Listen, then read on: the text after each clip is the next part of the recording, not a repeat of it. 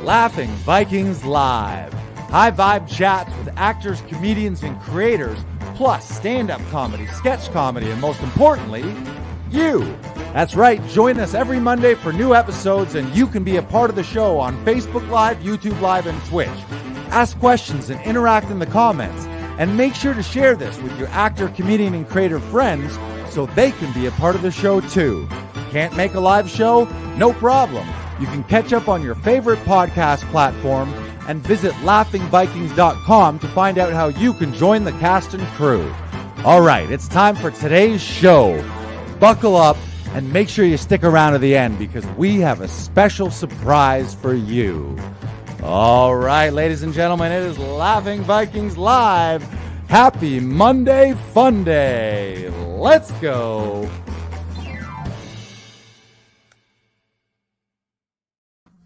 I'm feeling hot, hot, hot. It is a spicy, muggy Monday here. Monday Fun Day at Laughing Vikings. Sticky. It's a sticky one here in Comedy Alley. But we're going to podcast stickiness or not. That's what we just plow through this. Doesn't matter. We're like the postman. It's what do they say? Rain, sleet, snow, shine. No matter what, we're going to get you your Monday podcast. Doesn't matter. Nothing stopping us. Doesn't matter how humid. Doesn't matter that the humidex says is 58 degrees today. I don't know what it says, but it doesn't feel like the air is healthy enough to breathe right now. Doesn't it kind of feel like that? Earlier today, Brandon and I played basketball on the basketball court, and it was at like 9 a.m., and it was stifling. It was roasting out there. It's a good thing we found a court in the shade, or else we would have been roasting out there. And like you can already see sort of the tan lines on me currently. Like a little heat stroke and heat exhaustion is not a bad way to drop a few pounds. No, you just shed about 5 pounds of water, dehydrate yourself completely, and then all of a sudden you're ripped. It's like, holy shit, when did I get so ripped? Oh, it was the heat stroke yesterday, right? Right. Well, good to see you. It's good to be here. We got a great episode today. It's an Ask Us Anything relating to acting, performing, comedy, Laughing Vikings. We got a bunch of questions lined up that were submitted via email and over social media. And we're going to answer those, and we'll delve into those. If you're watching right now live on Facebook or on YouTube, be sure to type any questions that you have for us in the comments throughout and interact, and we'll throw those up on screen. And stick around to the end. There's always giveaways at the end, and there's going to be one today. So, Brandon, make sure you remind me. But first, we should let you know about this weekend in Comedy Alley. Here I am here. We had two fantastic shows, very different. We actually had the first show on Friday, our youngest audience member ever. We had a fetus in the crowd. First time we ever had a baby that hadn't been born yet. Apparently a comedy fan. Literally, the parents were walking down Queen Street and they saw the sign out front. And she's 2 days. Yeah, there she is. Pop her up. That's Mirella, I believe, if I'm pronouncing it right. Mirella and Corey right there. And in that picture, this was last Friday. So what's that? 3 days ago. She was already 2 days overdue. So they came to the comedy show hoping to like shake the baby out of there with like belly laughs, like or to get her to like laugh, cry, and sees that your stomach and your cheeks hurt. Maybe like doing like laugh Kegels where she's tensing and relaxing and stuff. So it was incredible. It was amazing. It became like that was the goal of the show. I was like, okay, dreams come true here at these comedy shows, but I guarantee you all these comedians are good enough to make a baby happen on stage. And we were like, throughout the show, we were just like crossing our hands that it was going to happen on the stage. And so I was hosting. So one comedian would go up and then I'd come back up and be like, oh, do we have any leakage? Is the water broken? Is that the placenta? Do I see an afterbirth? And she was fine. Like, it sounds horrific right now, but she was 100, if not 1,000% into it. Like, everything was killing her. They were the sweetest people ever. It was magical. It was a magic moment because, like, I mean, the baby didn't arrive, but the baby's there. So she said at one point, she was like, the baby's hiccuping. And I'm like, oh, I don't know, is it a hiccup or is that a ha ha ha ha ha hiccup and a laugh for a baby inside an amniotic sac? Probably sounds a lot. It's hard to tell those two apart sometimes. Yeah, I think it'd be very difficult. So we leaned on the side of that was baby's first laugh. Laughter is the best medicine. So we're really pumped for Mirella and Corey. They were our special VIP guests. They may right now already have had the baby. They were really hoping like the perfect case scenario would have been if she had gone into contractions right at the end of the show, because they had decided that they weren't going to allow us to deliver the baby on stage. They're like, oh, if it's gonna come, we are going to leave and go to the hospital. I'm like, well, you can't leave before the show's over at least. So we try to time it properly, but there was not a single punchline that was strong enough to burst that baby out of there. So that's a tough bar for a stand-up comic. I don't think any of the comedians in the alley that Friday night had ever been in a situation where the goal was they were that close to a live birth to make a baby happen. Yeah. So I like to think that they didn't tell us the name of the baby. They didn't want to reveal, but they did say it was a girl. They knew that it was a girl. So I like to believe that little girl has lifetime pass to Comedy Alley. I told them they can bring the baby and all the baby's friends. Yeah. Babies have friends, right? We'll have its first birthday here. Yeah, that'd be weird, eh? Little, I'll call all the comedians who have material that will relate to babies, like a lot of applesauce jokes and a lot of animal cracker jokes. Yeah. Right. Oh, we got a comment there. There's a Laughing Vikings OG regular saying hello, Adam Daniel Mazet. If it's none other than Lars and the BK broiler, sizzle away, my friends. Sizzle and crackle away. That's what we do. The BK broil. So again, shout out to Mirella and Corey. I hope your baby daughter's already with us here, and she's been living it up in the first days of her life. And I can tell you, she's going to be a really happy, joyful baby because she pretty much started her life in a comedy club. It's great. Maybe we got another picture of you that same night. That's the same night. Oh yeah. Look at you. So surprised, shocked. Yeah, that's me hoping that the baby's going to be born. Yeah, that's me realizing that a baby might be born. Yeah. You would need a different hat. You need another hat. You need a doctor's hat. I told him, though, if the baby came past halfway through the show, that I would only charge the baby half price for the show. You're like, so generous. You guys bought 2 tickets. You bought 2 tickets. They bought the date night special. So shout out to all pregnant couples out there. If you want to try and make your baby come a little faster, then we'll come on down. Yeah, hit up the date night special. Go to laughingvikings.com/comedy alley.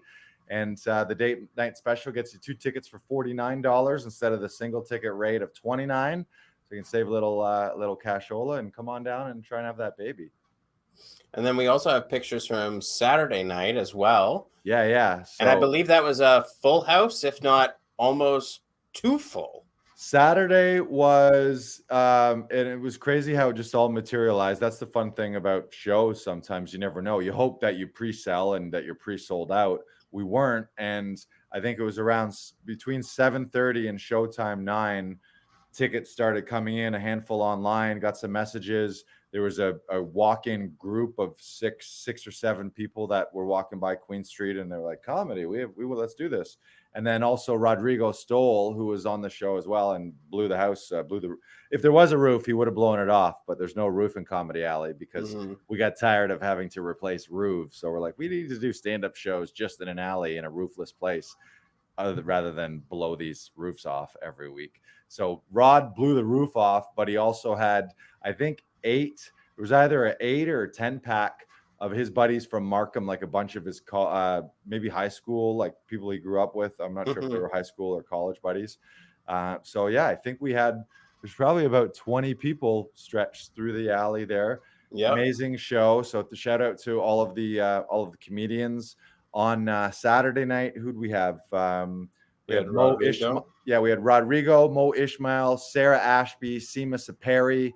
Friday night, we had Liam Kelly, Mark DeBonis, and Ryan Dillon. So just a weekend of train killers, people who have done all the festivals. They've done Just for Laughs, JFL 42, traveled across this country and other countries doing stand-up and headlining comedy clubs. So it's just amazing night. So, but two very different nights, but equally special. One, the energy and the volume and just the number of the people there. And then the other was very, very small and intimate, but it was such a cool vibe having Corey and Mirella and this sort of ongoing theme of, are we going to have the baby? Yeah. And then we have another picture of Rodrigo and the people that he brought. And yeah, that's the Markham. That's his Markham boys right there. There you go. Rodrigo sang a song too. He's wildly funny, and then he's also got the smoothest butter voice as well. Yeah, it's great. What did he sing? He has a song called it's to the tune of Easy Like Sunday Morning, but I think it's like I'm sleazy. I forget the lyrics, but yeah, it's basically about a guy at a sleazy bar that won't stop staring and looking at you and stuff like. Yeah. Cool. Yeah. So that was a great weekend. It was amazing. So be sure to hit up Comedy Alley. And one thing I also want to promote and just give a shout out to here is a couple weeks we had our first birthday group. But on the website, if you go to laughingvikings.com/comedy alley, you can buy single tickets. You can buy the date night special, but you can also buy a 10-pack birthday or group special. So if you have a birthday coming up or a bachelorette or a bachelor party, maybe a work function, any kind of family type reunion, you can buy those 10 packs. And if you want to go one step higher than that, and if you want to just buy out the whole alley for a private event, where it's just you and your group, and we'll make you and your group the stars of the show. Maybe there's someone that you want to celebrate if they have a birthday or something to celebrate happening. But we'll make it all about you. We do live stream the event too. So you can book out the alley, invite the people that can come in person, invite your other family and friends to tune in via the live stream. And then we can even get you a copy of it. So you have an unforgettable night and you won't forget it because you'll have a physical copy of the, well, I guess not a physical copy. We're not going to make you a DVD of it, but you'll have a digital copy of that unforgettable night. Yes. Amazing. And we have a couple more comments from Adam Daniel Mazet. Yeah, he's lighting up the comment section right now. Yeah, he's saying, broiler, he wouldn't need a different hat if he were operating the LV MASH hospital. Yo. That's good. I like that. You know, did you ever watch MASH? Oh yeah, back in the day after I watched it after school. Yeah, my grandpa used to love it. I would watch it with him. Such a fun show. And he also says here, pull up the next one. He says, I love the alley. It can double as their own version of the trash compactor scene from Star Wars if anyone was looking for a location. You're absolutely right, Adam. It's funny you mentioned that because I've done that a few times in the show, actually in the show as well. Like 3PO, shut down the compactors in the detention center. Shut down all the compactors in the detention level. 3PO, where is he? Right? Yeah, and they're like and he's like grabbing something to like prop it up, and it just bends and twists. 3PO. Nailed it. I'm the eye that pops up. Yeah, you're the weird eye. Yeah. Or hold your mic. Hold your mic up. Oh, right. Yeah. 3PO, shut down all the compactors on the detention level. 3PO. There we go. We're doing it here. Some Star Wars action. All right. Should we transition into some meat and potatoes? We want to answer some questions. As you know, Laughing Vikings, we're a studio for actors, comedians, and creators. So we're here as a digital media studio to help support people in their careers doing auditions in studio via Zoom, voiceover, podcasting. We got some hookups for demo reels and for acting classes as well. So the point of this is we have a membership program. So it is a real community, and it's something that the reason we exist is to create our own content and create our own projects and produce our own projects, but also to help people in our community and our peers and regulars here at Laughing Vikings achieve all their dreams. So part of these segments, we take questions, and so you can ask us anything specific. Acting could be about acting, could be about stand-up, could be about how Laughing Vikings works and how the membership works, how our audition session works. And as I say, if you just want to ask us what we had for breakfast, you can ask that too. Yeah. So let's start with the agent question. So Lars, what are some tips to help get an agent? Right. Okay. So a lot of people getting into acting, or it doesn't matter what phase you're in, you want to have an agent to book you professional roles. So first caveat that I want to say is you shouldn't even be thinking about getting an agent until you know your training is rock solid. So if you're just a person that and I was kind of guilty of this early on. I actually think I was through a connection through Yuck Yucks. She was the manager of a Yuck Yucks, but she used to be an agent, and she knew the agent that I ended up signing with. But I probably got an agent earlier than I should have, because I don't think I really knew what I was doing. I had some talent level, but I wasn't properly trained, and I certainly didn't have any on-camera technique. So the first thing is you shouldn't really be thinking about getting an agent until you've done acting training. Now, that doesn't necessarily have to be like a 4-year conservatory, but you got to have some rock solid craft, because and Tom, our teacher, our coach at the Todoroff Conservatory, always talks about this, and he teaches people who they're just chomping at the bit, get an agent, get an agent, get an agent. And he's very he wants to warn people of that, because you can burn those bridges. And even if you do get an agent and then you go see a casting director, if you're not rock solid, then it's a first impression that doesn't give you a second chance if you kind of blow that, or if you just seem like you're unprofessional and you're not ready for the league. And he also often talks about how a lot of people just feel because they were in a school play, or because they can quote unquote memorize lines, or because a family member said like, oh, you should be an actor someday, that just means, oh, I get an agent, get a picture, and all of a sudden somebody says, you got the goods, kid, and throws you in the movies. And that's really not the way it works. So you don't want to do that too early, because you're just burning all those bridges. Also, the thing is, it's professional. There's a huge difference between community theater and having fun, or even making your own sketches and plays, to being paid thousands of dollars per day in a high pressure $1 million production where there's 100 crew and cast, and you got to nail your marks and nail continuity and nail all your lines. Otherwise you blow a take that then it ends up costing them $10,000 to do it again, because it was a crane shot and something was blowing up in the background. Like there's really high stakes to this. So I would just, the caveat is wait until you really feel that you're ready. And the other thing that goes with that is don't even bother approaching an agent until you have the materials. An agent is like a sales rep for you. So in order to be able to sell you, you got to have all the craft, and you got to have the ability, like the professional skills, craft, and technique to be paid as a professional. And Tom always mentions too, it's like every other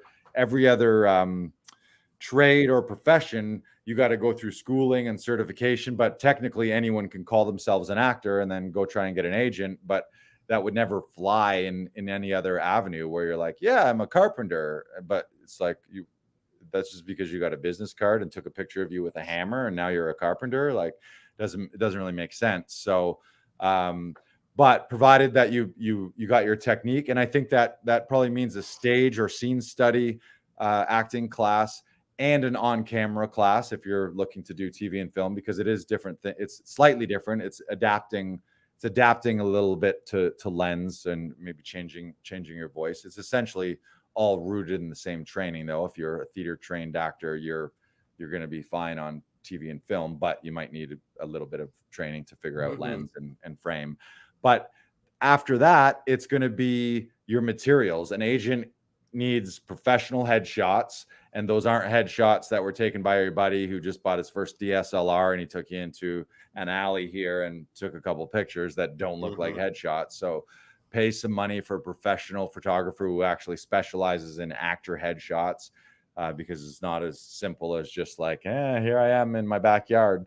Also, a resume formatted in a document. We won't get into the formatting of that, but You can Google actor resumes or shoot us a message if you want to see how to format that. You don't necessarily have to have a huge resume, but you at least have to have a document that looks like a resume that shows whatever you've done. Maybe you've done some improv classes, maybe you have some acting classes, maybe you were in a like I wouldn't go back. I would never go back as far as like elementary or even high school unless you just graduated from high school.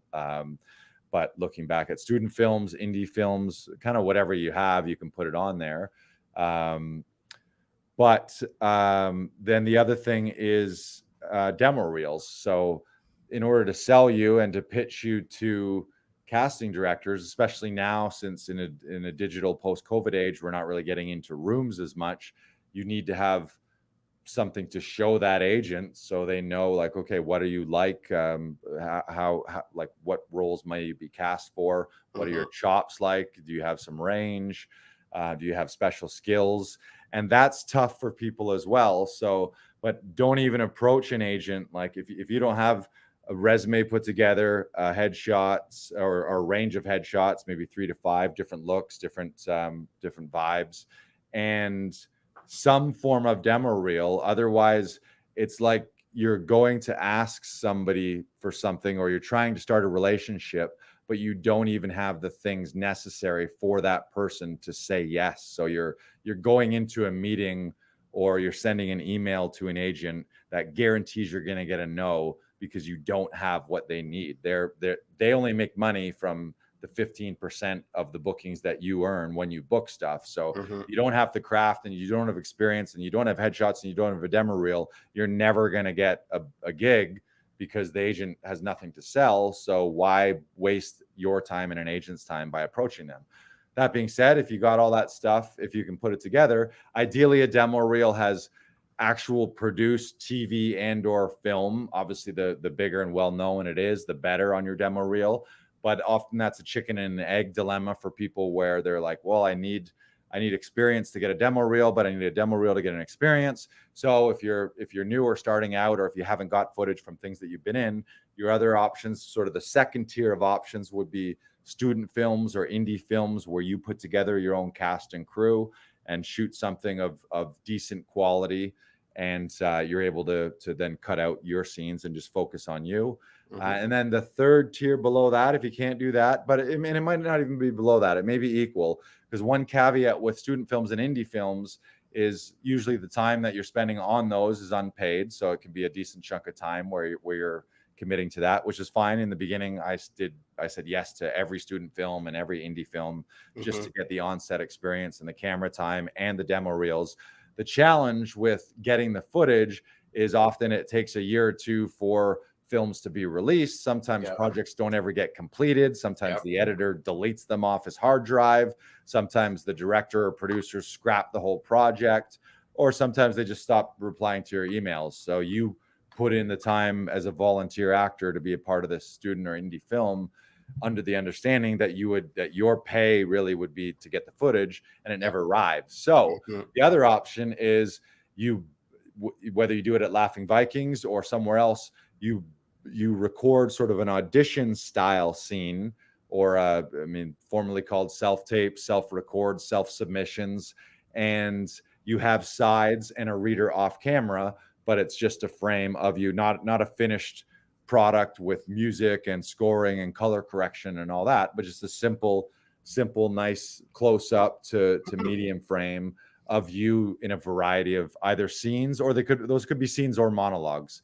I guess scenes are probably closer to what you'll be dealing with when you're actually auditioning, but a couple contrasting monologues, and I would keep the monologues a minute long, and of varying styles. Like in Tom's class, he suggests always he has some classical, so maybe you might have a Shakespeare or a Chekhov. If it's more contemporary, make one of them very physical, so you can show some physicality. So maybe some movement, if there's some dance, or maybe there's a little fight choreo or something in it. Also one that's more of a sitcom writing. So again, something more contemporary from what you might get cast in these days for TV and film. And also if there's a dialect or an accent that you can do, maybe a self-written piece, but you got to really trust that the writing is good enough. What you want writing that's strong writing is really what makes strong actors, and the strongest actors are always working on the strongest writing. So if you get really strong writing for your monologue or for your scene, you're just going to present better. And you book a session here at Laughing Vikings, either on Zoom. We've done a bunch of them on Zoom, or we've done them here in the studio. Session director will work and rehearse with you, give you tips to kind of dial it up and tweak your performance and improve things. And then we'll edit it together. And we've had several people come to the studio and do just that, where they didn't have demo reels and they cranked out a couple monologues, a couple scenes, sent a resume, sent some headshots, and then they were able to land agents, or they got into a conservatory or a theater, like a repertoire company, and got work from that. So I guess the lesson is, don't do it too early, but also you got to fight for it. If you want an agent, it might take you a while to do that. And so provided you have all that stuff, once you have your demo and you have your materials and you have your training, then it's like, how do I actually approach these agents? And you can cold call, email, you can go to their websites, you can send them packages, but cold calls, if you're an unknown, is like a needle in a haystack that you'd be snagged. Again, agents are looking to make money from you.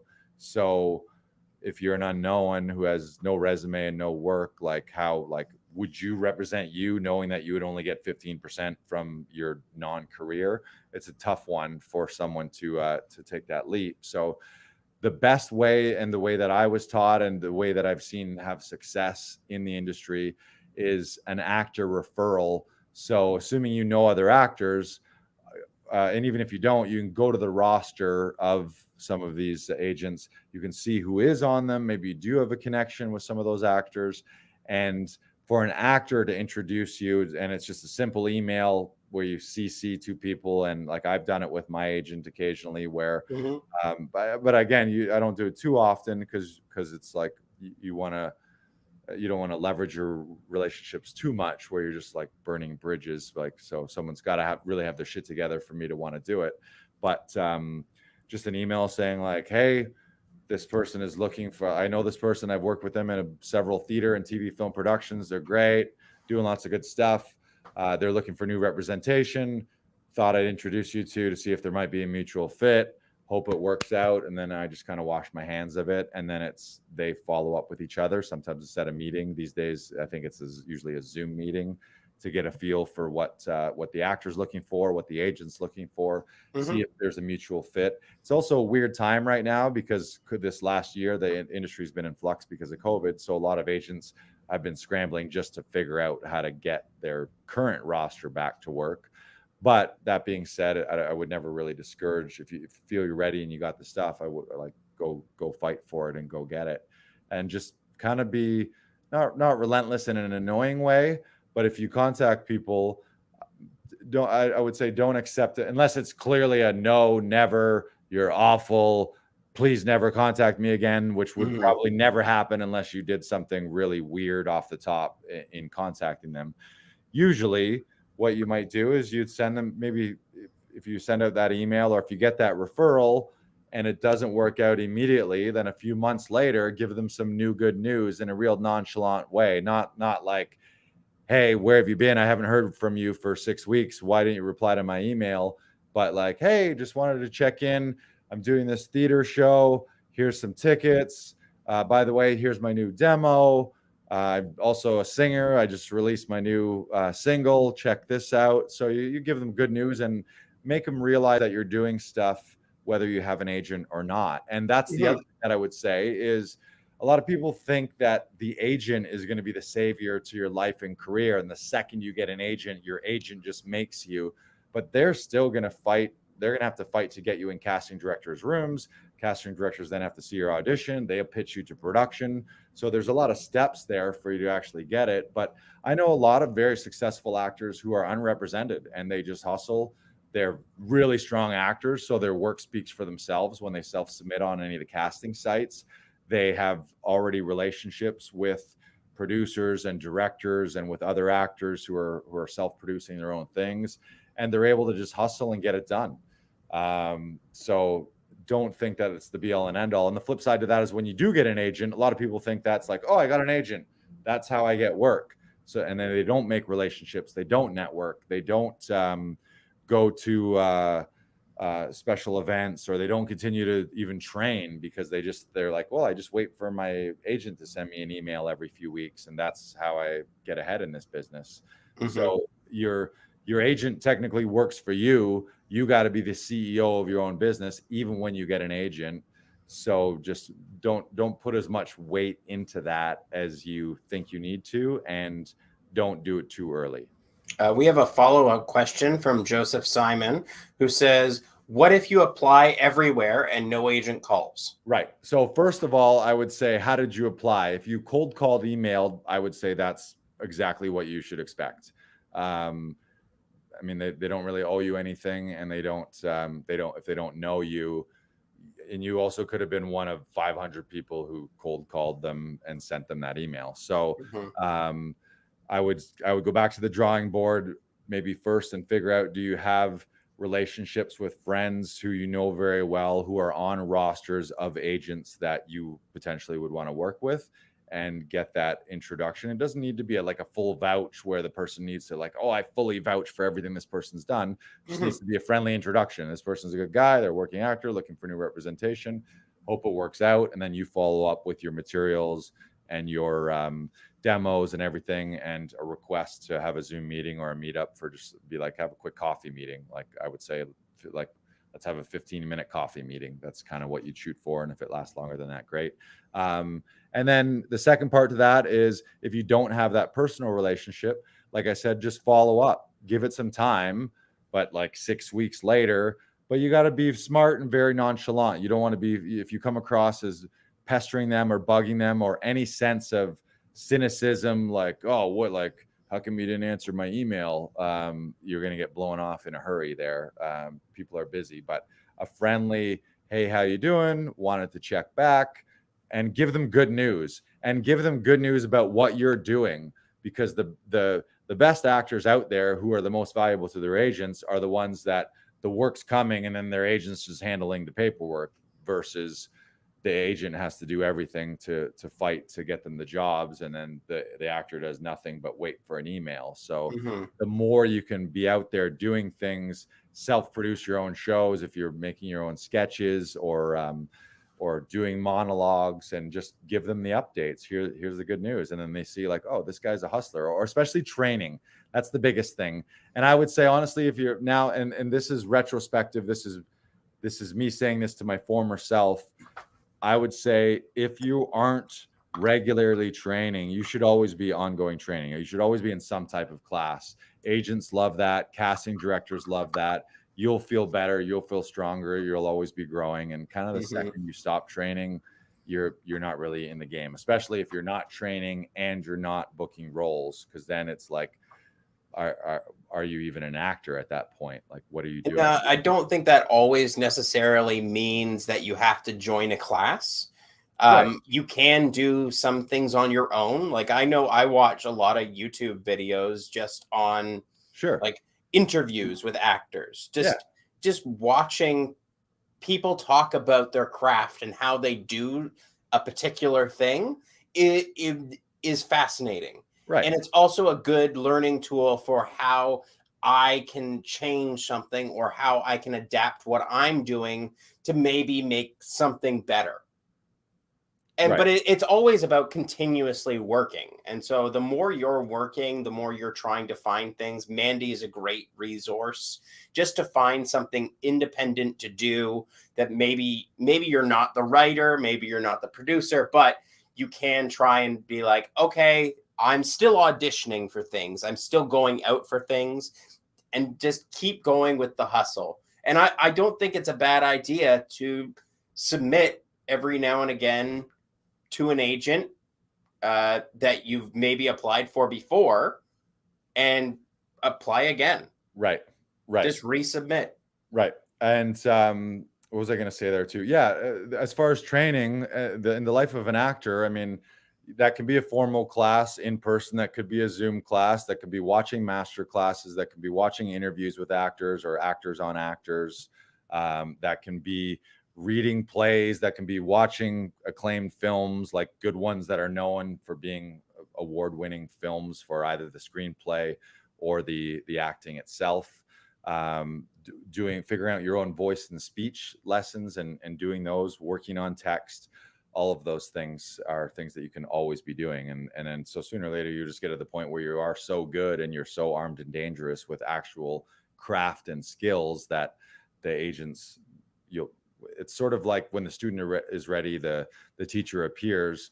And also, don't take a no from an agent as a rejection, because it's kind of like dating. It's a relationship. And if you're the type of person that when someone rejects you and isn't into you, you want them more, you're in a fucked up toxic relationship. Because why would you want love from someone, or why would you want to give love to someone who's overtly said, like, no, I'm not into you, I don't want, this is not something I want. So and then realize when it does happen, it's meant to be. If it didn't happen, like, it wasn't the right fit. So like, how could you, like, you wouldn't want that person as your agent, because you want someone who's excited about you and meets you and is like, okay, yeah, this guy's got the goods, he's training, he's got a good demo, he's got great headshots, he's got a great attitude, he's continually working, I'm going to go to bat for this guy. And if they're just kind of like, man, I don't know you, then it's not going to help you out. Like, you're not going to be in a better situation with an agent who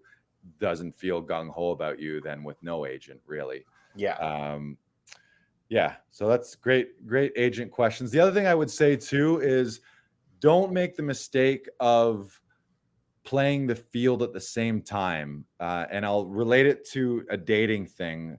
I personally would never set up 3 meetings in a day and pit agents against each other, or have a great meeting with an agent and it goes amazing. And then you're like, at the end, you're like, if they're like, yeah, so it looks like it'd be a good fit. There's some paperwork, we want to sign this. And you're like, well, I actually have a meeting with another agency tomorrow and I want to check that out. Imagine if you were dating and you go out on a date and you have an 8 p.m. date, and the guy or girl that you're dating at the end of that date is like, okay, I got to wrap this up. It's 10 o'clock now. I actually have another date at the restaurant across the street with another lady. And I'm going to see how that goes. And then I'll compare notes and I'll see which one of you is better. Like, both of them would be like, fuck you. So I would say, if you have a short list, rank them number 1, number 2, number 3, take the first meeting, figure it out. Is it going to be a good fit? Yes, no.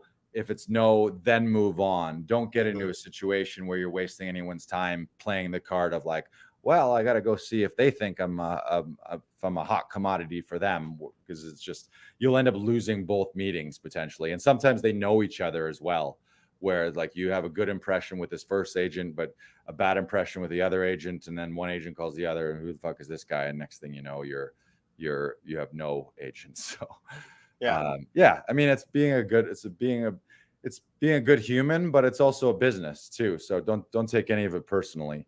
What do we got here? We got some more comments. Yeah, we got a comment from Adam Daniel Mazet, who says, and let's not forget the sad occasional reality that actors who are represented are completely unprofessional schleps on set versus an actor who is currently unrepresented and carries themselves and their brand almost like running a well-oiled business. Yeah, I mean, I don't want to get into any negative stuff, but obviously, like any field, there's some people who are amazing, and then there's the occasional asshole. So, and that has nothing to do with whether or not someone has an agent. So, and really, career success probably doesn't have much to do with whether or not you have an agent.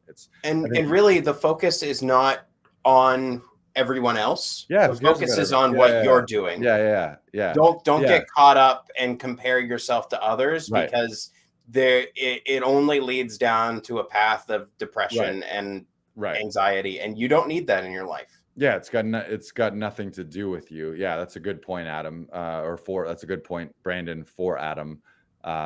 Is don't even pay attention to those. I mean, maybe clock that, like, okay, that's the kind of, like, that's a good example of how not to behave, but don't get lost in any kind of comparison, or like, well, how come they're getting that and I don't have that? Like, chances are they're not having a very happy life. If that's someone who's being a jerk on set, is their whole life is probably just full of jerkiness, and they probably don't have good relationships, and they're probably very unhappy inside. So what else we got here?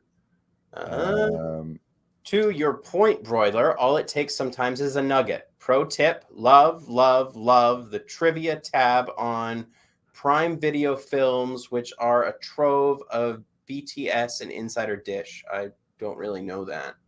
Yeah, I don't know it either, but I guess check out Prime Video, and there's a tab that's called Trivia, and it's got all kinds of behind the scenes stuff. Yeah, the scenes like stuff. Inside the Actor Studio is also really great. What is it? To the Actor is also really good. There's a clip that I watched. Sorry, you can keep talking, Lars. I want to find something. Okay. Sorry, Off Camera. The Off Camera, okay. Which is also, they break up clips onto YouTube as well, is also fantastic. Right. They have some great interviews.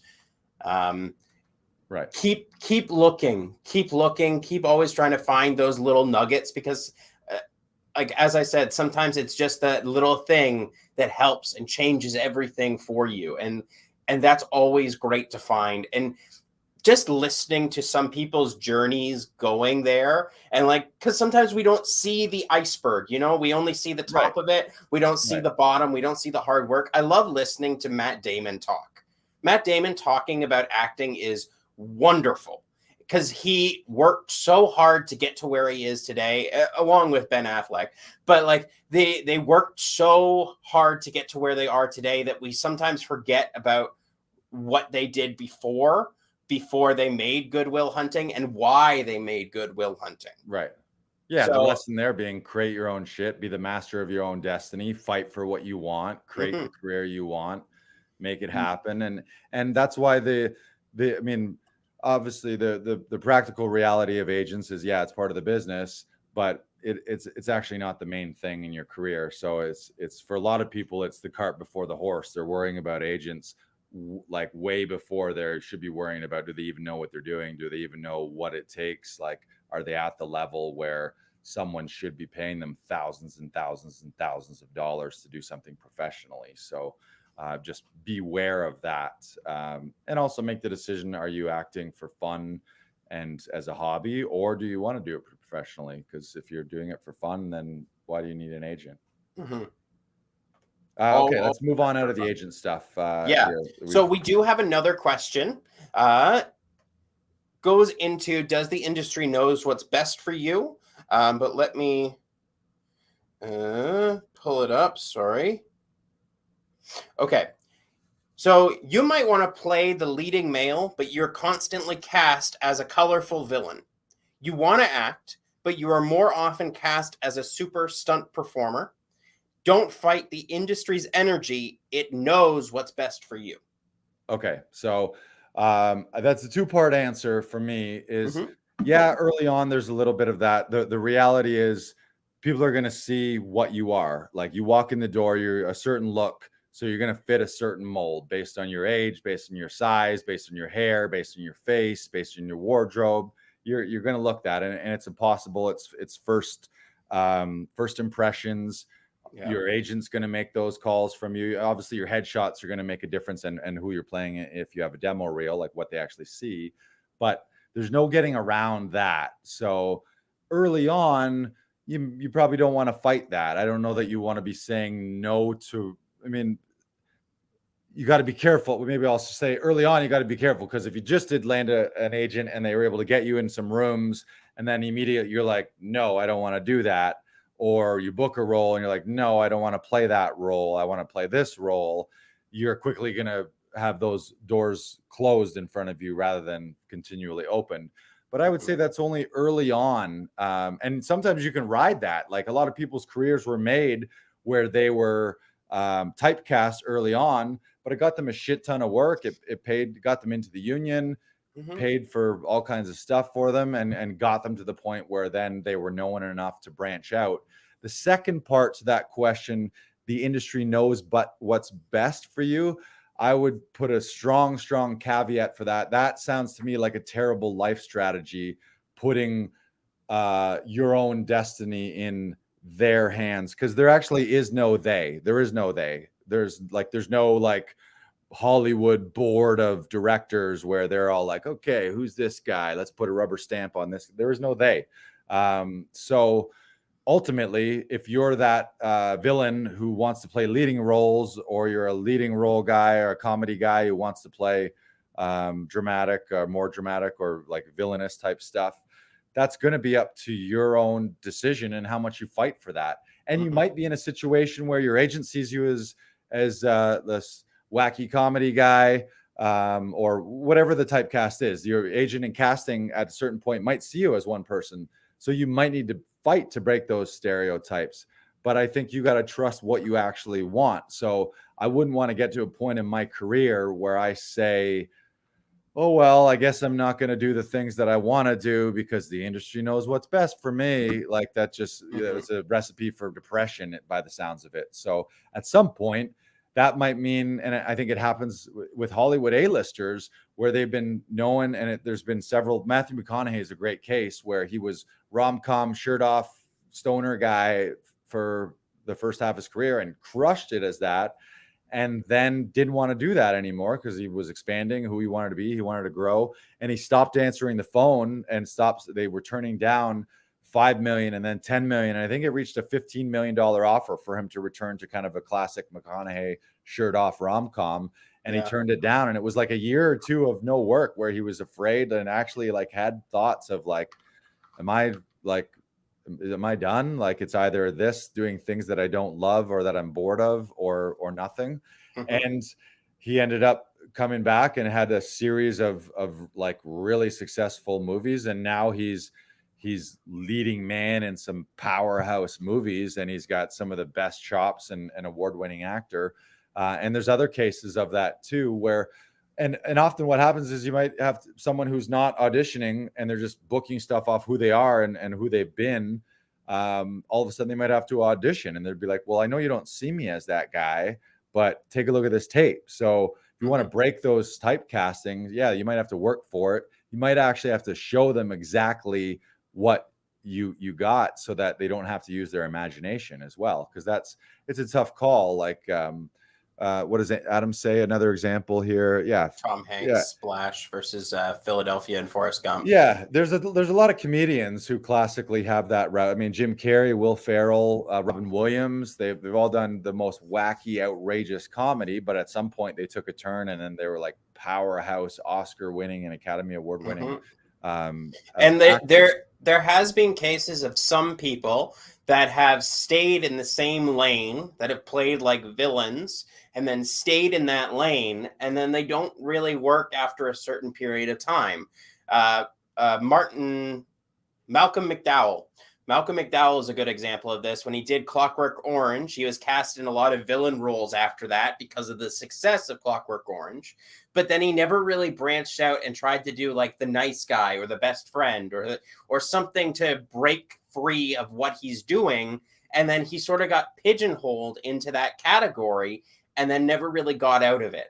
Right. So I think it is important that you try and find a variety of roles to do and practice, and even if it's just on your own, so that way if someone gives you a script and is like, I want you to try and read this, you're ready for it, and you're ready for a variety of different things.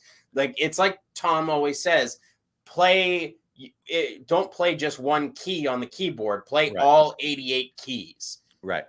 Give yourself the option to be everything. Because you can be everything. I mean, and ultimately at its max level, that's exactly what an actor is. It's the notion of just playing yourself all the time it's okay. And obviously you want to bring elements and like you are the character. There's no character in you. It is you. So you got to be bringing elements of you to it. But it's like, you think of the master careers, there are people who disappear into the roles. They physically don't even look the same. Maybe they don't sound the same. Yep. Gary Oldman's a good example. I would say Johnny Depp's a pretty good example.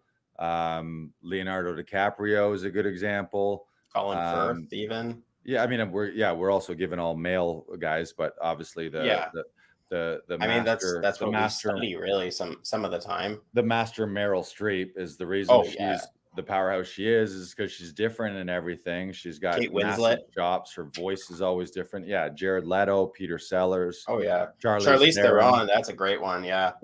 Yeah, they're transformational. They got the chops and they can do everything. Mm-hmm.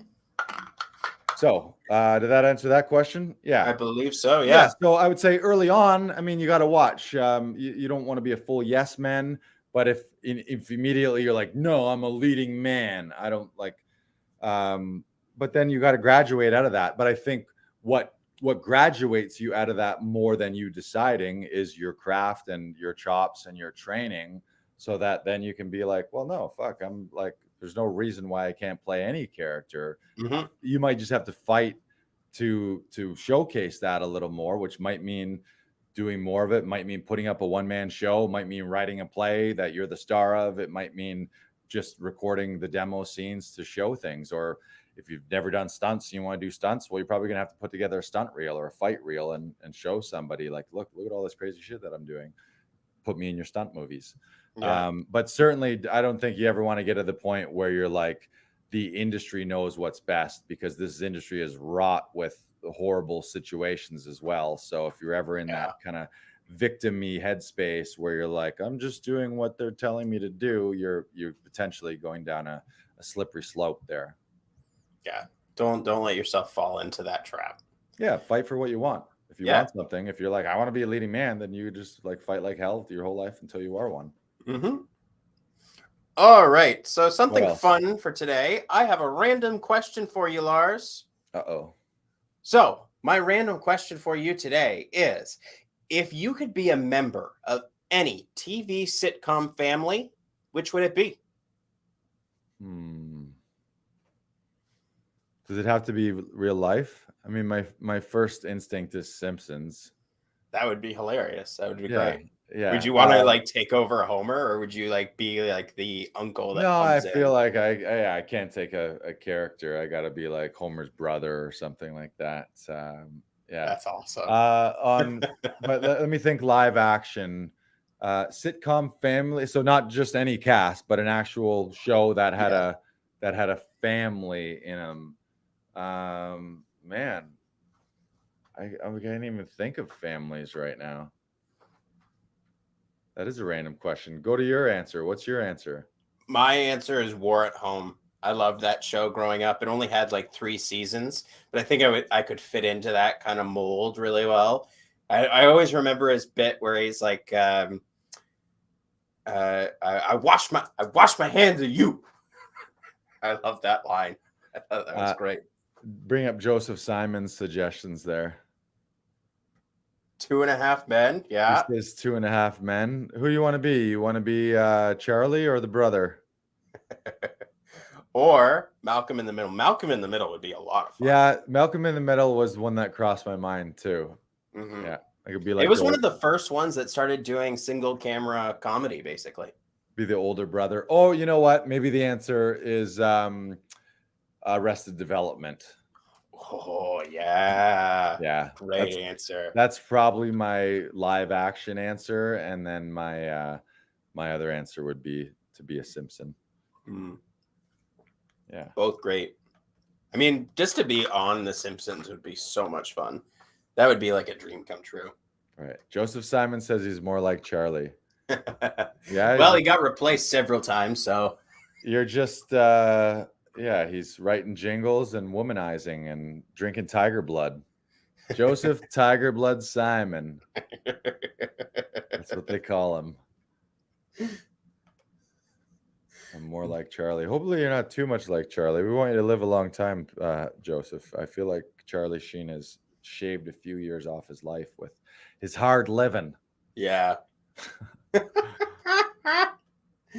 All right. I think we should probably start wrapping this baby up. Yeah. Are you ready for a quote to inspire our week, Lars? Sure thing. But first, let's before we inspire, let's end on the inspiration. Let's let people know 2 things. We've talked about a lot about acting and agents, but the underlying lesson of that agent talk is make sure your craft and your training is rock solid first. That should always be first and foremost in your mind. over an agent. So if you want to go to laughingvikings.com/actors, there's a link there to the Tom Todoroff Conservatory. Both Brandon and I are a member of their weekly workshops.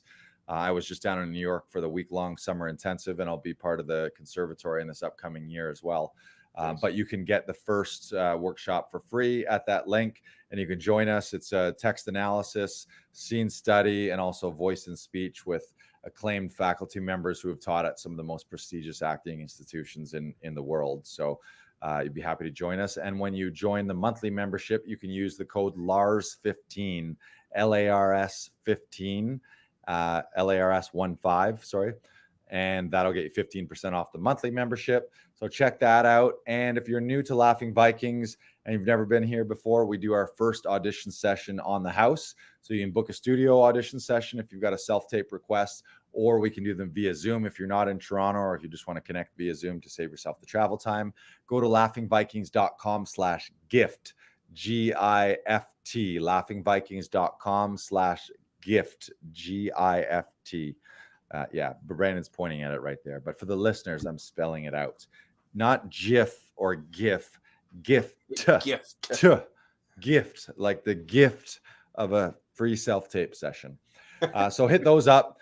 As always, make sure to connect with us on Instagram at Laughing Vikings. Mm-hmm. You can watch these episodes on Facebook Live and YouTube Live every Monday at 6. And if you've ever got questions or you need help with anything, send us an email to lol@laughingvikings.com, lol@laughingvikings.com, or shoot us a DM on Instagram. And as always, when you share this episode, share this out, share it on social. You can take a screen grab and share it on Instagram, and we'll enter you in a draw to win some other prizes, some swag, some Comedy Alley tickets, maybe another free session here, all kinds of goodies. But share it out to your actor friends. The more the merrier. So hit us with some inspiration now. All right. Our inspirational quote to inspire our week is: there are people in this world that will never become their best until you become your best. And that comes to us from the James Wedmore group, which you are doing a class with, or a weekend intensive with. No, that's not a weekend intensive. That's actually a year-long business. Oh, is it? That's a year-long digital business program. It's a signature program called Business by Design, which is for digital CEOs. And James Wedmore, he is the host of a podcast called Mind Your Business, which is sort of it's a hybrid of business and mostly digital business, online business, with mindset, manifestation, money mindset, all that kind of stuff. And he's brilliant. So that quote was, read it again. People will not become their best until you become your best. Right. So I think this is, and Brendan Burchard talks about this, who's another one of my coaches through Growth Day, through his app. He's a New York Times bestseller and one of the world's most high performance coaches. Like, he works with Olympians and past presidents and current presidents and all kinds of people. And he's brilliant. But he also talks about the importance of having a role model mentality. So, and really what that comes down to is raising your own personal bar and personal expectations, and having the sense that you got to be a leader in your own family, in your own peers, even with strangers. Everyone's always looking, everyone's always watching. And whether you realize it or not, you're setting a bar, and for better or worse, people are making some type of judgment, but they're never mind the judgment. We can't really worry about people's judgment, but you can raise your personal bar so that you're feeling the life that you're living is then a role model for other people. So then people see you and be like, oh, why is that guy always in a good mood? Why is he happy? Why is he doing well financially? Why is he like, what's his secret, kind of thing? And often the secret is they raise their personal expectations to the heavens. Tom always says that is like, he raise your expectations to the heavens. Tony Robbins talks about that. Burchard talks about that. Often some people will say, well, it takes a long time to change, but it can also happen in an instant where someone just decides, you know what, enough's enough. The life I've been living isn't the life that I want to lead. It's time to take it from here to here. And when you do that, other people take note, and you're always the average of the 5 people around you. So if you're the type of person that's raising your own bar, then the 5 people that are around you the most are going to hopefully raise with you. And that's really important if you have a family, if you have close friends, if you have a company or a charity or volunteer organization. So just raise your bar so that you inspire other people. And that's something that we've definitely been committed here to at Laughing Vikings, which isn't always the easiest, because we all slip and fall, and we're all human, and we all make mistakes too. So it's a tough thing. It's not like you got to be perfect, but I think the more you're focused on that and setting an example, the better life you're going to lead, and you're going to have larger impact and influence. And when you're dead, more people will show up at your funeral and say thanks. Yeah, I always think of it as be the inspiration that you wanted to receive. Right. And I always try and use that mentality when doing self-tape sessions for other people, because I know I never felt overly encouraged growing up, especially doing high school music theater and then going and doing university acting. Like sometimes you just you fall through the cracks, and you don't become the person in class that everyone talks about all the time. But like keep inspiring and keep inspiring other people around you. Sometimes the best leaders are the quiet leaders that just want to do it, that do the best work by example. And They don't need to be loud. They don't need to be the person that's like, look at me, look at, or listen to me. That's the person that's doing their work, that's doing the best they can. And that's all you need to do. Right. Yeah. I mean, ultimately your actions are going to speak louder than words. Stronger than your words. So yeah. What's Adam Daniel Mazet say there? Oh, that's nice. Bring that up. I can certainly vouch for that, Broiler. Both you and Lars are stellar motivators and coaches. It's always a gas. Well, thank you, sir. Yes. Yeah. I mean, it's always a pleasure, Adam. And 100%, like, and I think this is something that just happens as you get older and you start less worrying about your own shit and more not worrying, but more focused on maybe helping other people with some stuff. I've had some of the most like genuine, fulfilling moments of my career over the last 4 years since Laughing Vikings started, when people tell me, oh, that audition we taped there, I booked that gig. I'm a serious regular on this. I booked my first TV show. I got an agent. I got into that conservatory.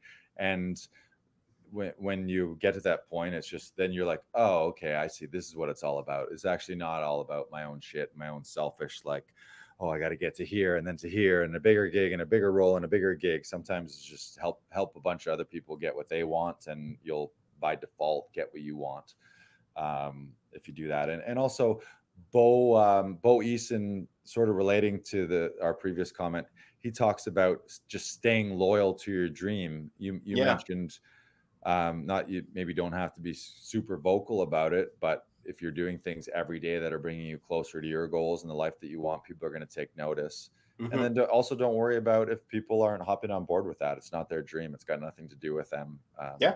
The whispers were in your ears from source or the universe or whatever you want to call that message and that dream came to you, not to them. And if it was their dream, it would have come to them and they would believe in it. So drown out the other voices, because they don't matter. Yeah. Good. All right. I think that is it for today's show. Thank you, everyone, for watching today. We love you. We appreciate you. Have a happy Monday. And hit us up in Comedy Alley this Friday and Saturday. Comedy Alley.